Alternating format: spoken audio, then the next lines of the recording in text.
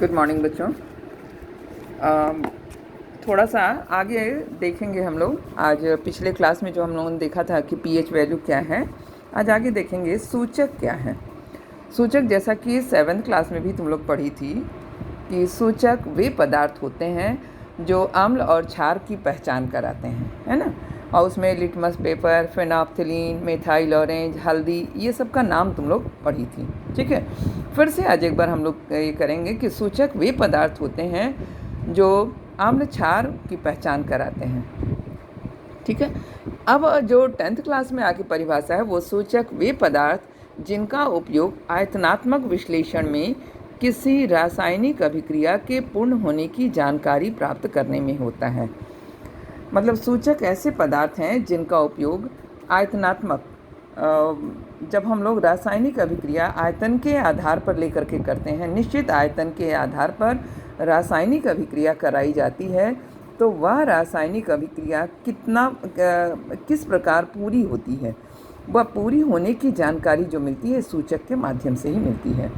अर्थात अम्ल क्षार सूचक वे पदार्थ हैं जिनका अम्लीय विलयन में एक रंग होता है और क्षारीय विलयन में दूसरा रंग होता है। अर्थात पीएच मान में परिवर्तन होता है। पीएच मान में उचित परिवर्तन के साथ इनके रंग में भी परिवर्तन होता है।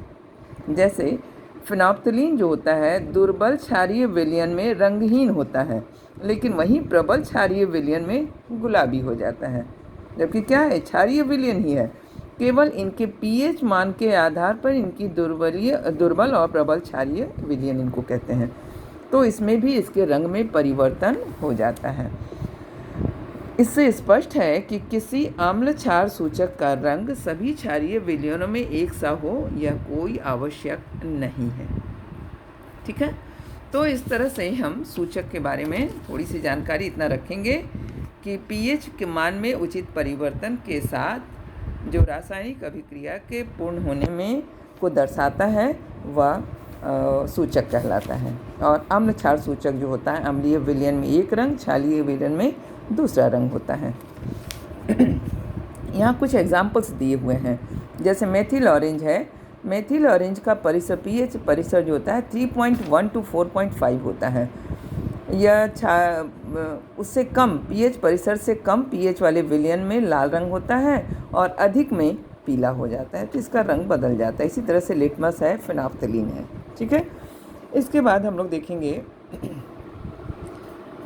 पीएच सूचकों का सिद्धांत। ये सूचकों का सिद्धांत चूँकि ये आपके कोर्स में है नहीं फिर भी जब विद्यालय खुलेगा तो मैं इसे स्पष्ट कर दूंगी कि ये किस तरह से होता है, किस तरह से कार्य करता है। ठीक है, इसमें उतना समझ में नहीं आएगा जब तक इसके रिएक्शंस ब्लैक बोर्ड पर न लिखे जाएं। इसके बाद अगले क्लास में हम लोग देखेंगे कि अम्लों के और क्षार के रासायनिक गुण क्या है, उदासीनीकरण क्या है, लवण क्या है और लवणों का वर्गीकरण क्या है, ये एक एक करके हम लोग देखते जाएंगे। ठीक है, इससे भी रिलेटेड हम क्वेश्चन दे रहे हैं, उसको तुम लोग कंप्लीट करोगी।